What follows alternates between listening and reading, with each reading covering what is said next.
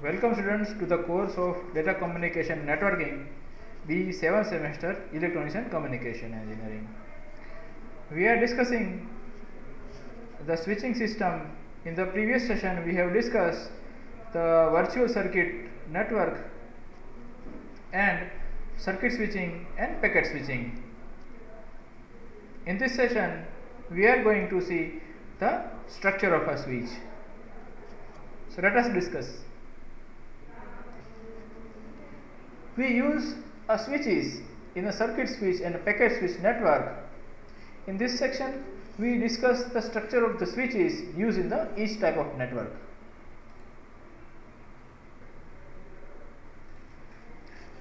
First is structure of circuit switches. Circuit switching today can use either of the two technologies. First is space division switch, or second is the time division switch. In the space division switch, the path of the circuit are separated from the one another spatially. This technology was originally designed for the use in the analog networks, but is used currently in both analog and digital networks. It has evolved through a long history of many designs.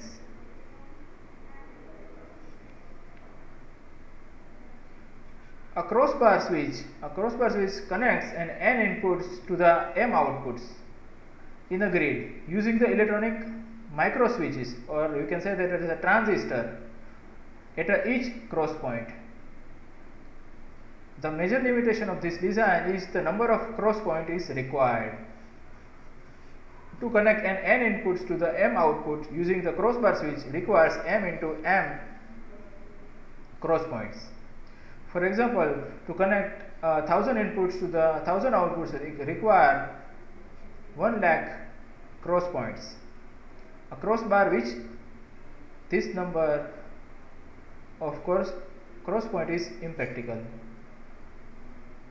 Such a switch is also insufficient or inefficient because static shows that in practice fewer than 25% of the cross points are used at the given time. The rest are idle.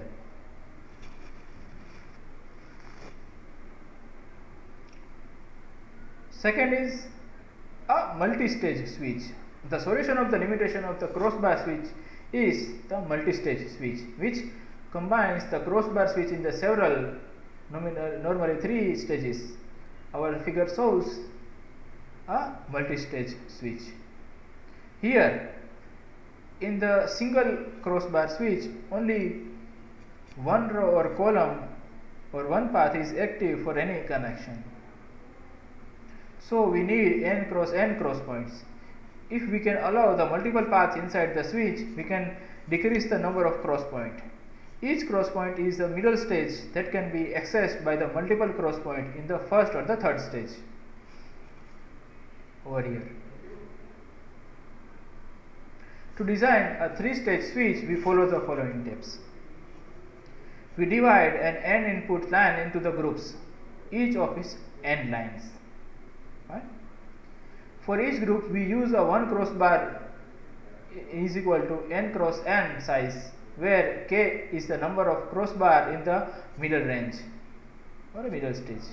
In other words, in the first stage, an n by n, capital N by small n crossbars of n into k cross points, which is shown over here. Second, we use k crossbar each of size capital N by n into capital N by n in the middle stage. So it is a k crossbar. In the third, we use capital N by n crossbars, each of its size of k into n in the third stage. So we can calculate the number of cross points as follows: n into n into n into k plus k into n upon n into n upon n plus n upon n into k into n is equal to 2 capital N k plus k into capital N upon n whole square, or you can say that 2kn plus k into n upon n whole square. In the three-stage switch, the total number of cross points is 2kn plus k into n by n whole square, which is much smaller than the number of cross points in the single-stage switch, which is equal to n square. Let's take an example. Design a three-stage 200 into 200 switch, n is equal to 200 with a k is equal to 4 and n is equal to 20. Solution.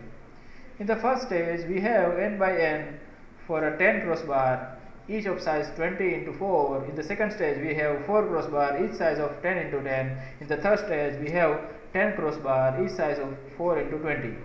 The total number of cross points in the E is equal to 2kn plus k into n upon n whole square, or 2000 cross points.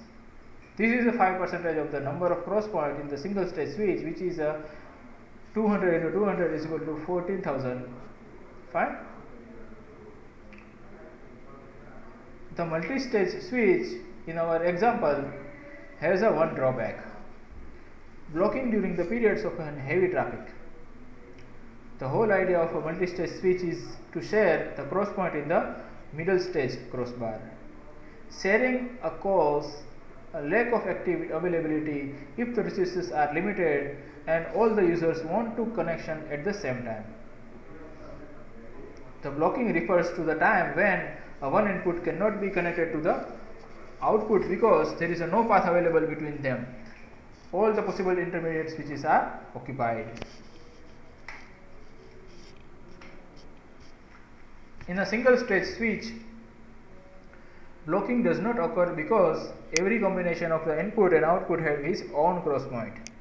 There is always a path. Case in which the two inputs were trying to connect at the same output do not count. That path is not blocked. The output is merely busy. In the multi-stage switch described in this example, however, only 4 of its first 20 inputs can be used for the switch at a time. Only 4 of the second 20 inputs can be used at a time, and so on. The small number of crossbars at the middle stage creates a blocking. In a large system, such as those having 10,000 inputs and outputs, the number of stages can be increased to cut down the number of cross points required. As the number of stages increases, however, the possible blocking increases as well. Many people have experienced the blocking on a public telephone system in the wake of natural disaster when the calls being made to check on the resources relative for the far outcome of the regular loads received.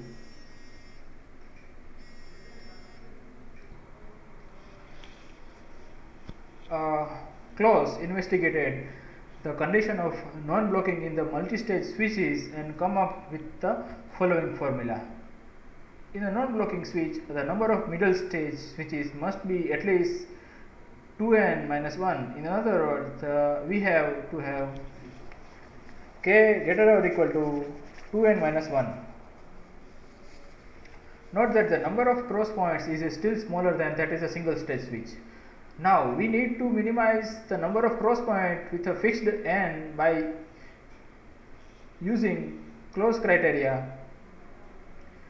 We can take the derivative of the equation with respect to n, the only variables, and with a find the value of n that makes the result is 0. This n must be equal to or greater than capital N by 2 to the power of 1/2. In this case, the total number of cross points is greater than or equal to 4n into 2n raised to 1/2 minus 1. In other words, the minimum number of cross points according to the Claus criteria is proportional to the n raised to 3 by 2. So, following equation you can see this. Let's take an example. A redesign of our previous 3-stage 200 into 200 switch using the Claus criteria with a minimum number of cross points. We let n is equal to 2200 by 2 power of 1/2 or n is equal to 10. We calculate k is equal to 2n minus 1 is equal to 19. In the first stage, we have 200 by 10 or 20 crossbars, each with 10 into 19 cross points. In the second stage, we have 19 cross bars, each with have 10 into 10 cross points. In the third stage, we have 20 cross bars, each with 19 into 10 cross points. The total number of cross points is 20 into 10 into 19 plus 90, 10 into 10 plus 20, 19 plus 90 into 10 is equal to 9500. If we use a single stage switch, we need 200 and 200 is equal to 14,000 cross points. The number of cross points in these three stage switches is 24% of this single stage switch. More points are needed than in the example our previous example. The extra cross points are needed to prevent a blocking. A multi-stage switch that uses the close criteria and the minimum number of cross points still requires a huge number of cross points. For example, to have 1 lakh input-output switches, we need to something close to 200 million cross points instead of 10 million. This means that if a telephone company needs to provide a switch to connect a 1 lakh telephone in a city, it needs a 200 million cross points. The numbers can be reduced if we accepting the blocking. Today, the telephone company use the time division switching or the combination of the space and time division switching, as we will shortly see. Next is time division switch. The time division switching uses the time division multiplexing (TDM) inside a switch. The most popular technology is called as a time slot interchange (TSI). Time slot interchange. What is a time slot interchange? Our figure shows a simple connecting 4 input lines to the 4 output lines. Imagine that each input line wants to send the data to the output line according to the following pattern: 1 to 3, 2 to 4, 3 to 1, and 4 to 2. The figure combines the TDM multiplexer, TDM demultiplexer, and TSI consisting the random access memory with several memory locations. The size of each location is the same as the size of the single slot time slot. The number of locations is the same as the number of inputs. In most cases, the number of inputs and the outputs are equal. The RAM fills up with the incoming data from time slot in the order received. The slots are then sent out in the order based on their decision of a control unit.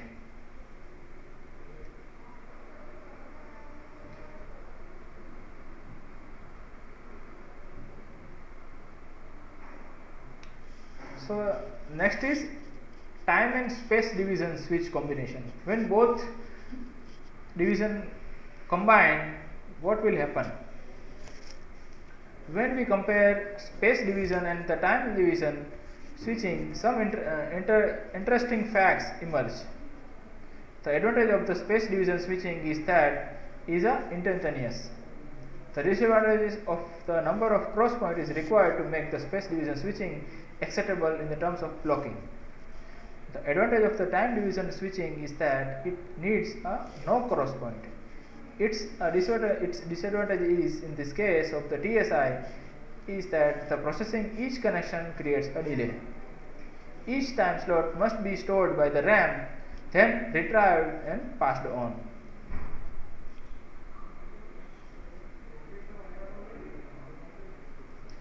In the third option, we combine space division and the time division technologies to take the advantage of the best of both. Combining the two results in the switches that are optimized both physically, the number of cross points, and the temporary, the amount of the delay. The multi-stage switch is this type of the sort can be designed as a time space time switch (TST), called as a TST. Our figure shows the time space time switch that consists of the two time stages at this stage and one space stage that has 12 inputs and 12 outputs. Instead of one time division switch, it divides the inputs into 3 groups: of a 4 inputs each, and directs them to the 3 time slots interchange. The result is that the advantage delay is 1/3 of the that would be result from using the 1 time slot interchange to handle all the 12 outputs or inputs. The last stage is the mirror image of the first stage. The middle stage is a space division switch, crossbar switch, that connects the TCI groups to allow the connectivity between all the possible inputs and output pairs.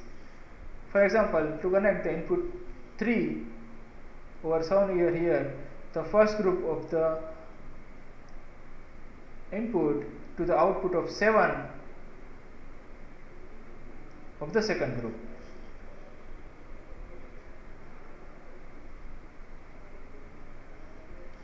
Structure of packet switches. A switch used in a packet switch network has a different structure from the switch used in the circuit switch network. We can say that a packet switch has 4 components such as a input port, output port, routing processor, and a switching fabric. It is clearly shown this figure that input, output, routing processor, and switching fabric. Input ports. An input port performs a physical and data link functions of the packet switch. The bits are constructed from the received signal. The packet is decapsulated from the frame. Errors are detected and corrected. The packet is now ready to be routed by the network layer. In addition to the physical layer, processor, and the data link layer, the input port has a buffers, queues, to hold the packet before it directed to the switching fabric. Our figure shows an entire input port structure.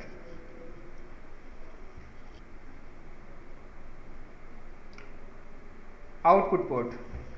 The output port performs the same function as the input port but in the reverse order. Means first is queue, then data link layer processor, then physical layer processor. So first the outgoing packets are queued, then the packet is encapsulated in the frame, then finally the physical layer function is applied to the frame to create a signal to be sent to the line. So figure shows it clearly. Second or last is that the routing processor. The routing processor performs the function of the network layer. The destination address is used to find the address of the next hop, and at the same time the output port's number from which the packet is sent out. This activity is sometimes referred to as a table lookup because the routing processor searches the routing table. In the newer packet switches, this function is routing processor is being moved to the input ports to facilitate and expedite the process. Next is switching fabric. The most difficult task in the packet switch is to move the packet from the input queue to the output queue. The speed with which this is done affects the size of the input-output queue and the overall delay in a packet delivery. In the past, when a packet switch was actually dedicated computer, the memory of the computer or a bus was used as a switching fabric. The input port stored at the packet in a memory. The output port is retrieved the packet from the memory. Today, packet switches are specialized mechanisms that uses a variety of switches fabric. We briefly discuss some of this fabric here. Crossbar switch. A simplest type of a switching fabric is a crossbar switch, which we have discussed earlier. A Banyan switch. A more realistic approach that the crossbar switch is a Banyan switch, named after the banyan tree.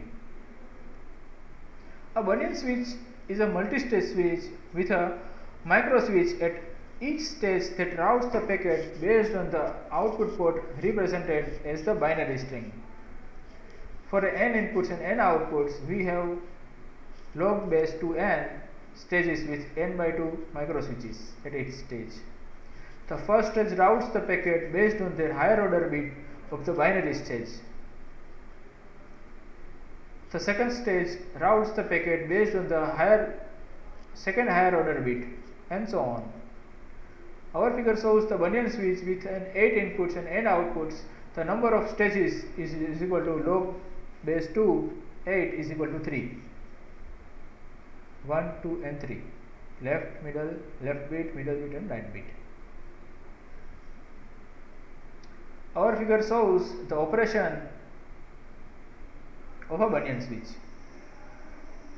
In the part A packet has arrived at the input port 1, must go to the port 6 in a 110 in binary. The first micro switch A2 routes the packets based on the first bit 1. The second micro switch B2 or B4 routes the packets based on the second bit 1, and the third micro switch C4 routes the packet based on the third bit 0. Means 110, it is 1, it is 1 and it is 0. Fine. 110. In the part B, the packet has arrived at the input port 5 and must go to the output port 2, which is 010 in binary. The first micro switch A2 routes the packet based on the first bit 0. Then the second micro switch B2 routes the packet based on the second bit 1. Then it routes to the third micro switch C2, which is based on the packet of a third bit 0. So the 2 is there. Means 010 is 2. Fine. It is written over here.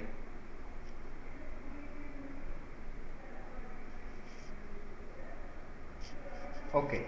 Next is a Becher-Bunyan switch. The problem with the Bunyan switch is possibilities of internal collision even when two packets are not heading for the same output port. We can solve this problem by sorting the arriving packets based on their destination port. K. E. Becher designed a switch that comes before the Bunyan switch and sorts the incoming packets according to their final destination. The combination is called the Becher-Bunyan switch. The sorting switch uses the hardware merging techniques, but we do not discuss here. Normally, another hardware module called a trap is added between the Becher switch and the Bunyan switch. We can see in this figure a trap module.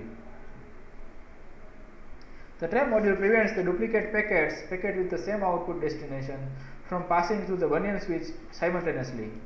Only one packet from each destination is allowed at each tick. If there is more than one, they wait for the next tick. Fine. So over here we have completed our switching fundamentals from this point.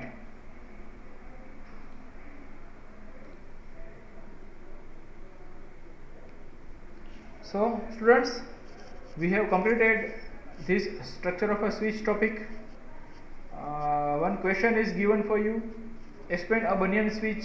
Write down in your notebook and send back it to me as per the given direction. Okay students, see you in the next session.